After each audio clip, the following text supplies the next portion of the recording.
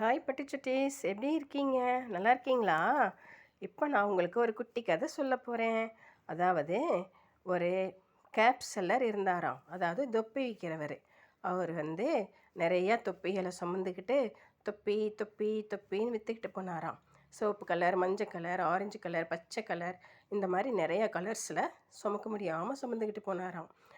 அவரால் நடக்க முடியலையாம். ரொம்ப தூரம் வெயில் அலைஞ்சதுனால ஒரு மரத்தடியில் போய் படுத்துக்கிட்டாராம். படுத்த உடனே கொஞ்ச நேரத்திலேயே மரத்து மேலே நிறைய குரங்குகள் இருந்து இறங்கி கீழே வந்துச்சான். கீழே வந்த குரங்குகள் என்ன பண்ணிச்சான், எல்லாத்தையும் கேப்பெல்லாம் எடுத்து ஆளுக்கு ஒன்றா மாட்டிக்கிச்சான். ஒன்று பச்சை கலரு, ஒன்று மஞ்சள் கலரு, ஒன்று ஆரஞ்சு கலரு, ஒன்று சிகப்பு கலர், இப்படி எல்லாம் மாட்டிக்கிச்சான். இவர் நல்லா அசந்து தூங்கிட்டாரா. திரும்பி எந்திரிச்சு பார்த்தா எல்லாம் தொப்பியெல்லாம் காலியாக போச்சான். ஐயோ, என் தொப்பியெல்லாம் எங்கே போச்சு அப்படின்னு சொல்லிட்டு மரத்தை அண்ணாந்து பார்த்தாராம். மேலே குரங்குகள் இவரை பார்த்து பளிச்சு காமிச்சுதான். ஐயோ, என் கேப்பெல்லாம் போச்சே அப்படின்ட்டு, ஹேய் குரங்குகளா, கழட்டி போடுங்க கேப்பை அப்படின்னு கேட்டாராம். அதுக்கு அந்த குரங்குகள் அப்படின்னு சொல்லிருச்சான்.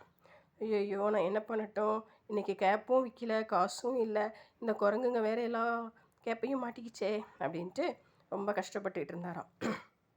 அப்போ அவருக்கு என்ன தான் வியாபாரம் பண்ணி என்ன பண்ணுறது, வாழ்க்கையில் ஒரு சுவாரஸ்யமே இல்லையே அப்படின்ட்டு தலையில் இருந்த கேப்பை கழட்டி டொப்புன்னு வீசினாராம். அதை பார்த்த உடனே எல்லா குரங்குகளும் டொப்பு டொப்பு டொப்புன்னு கழட்டி போட்டுச்சான்.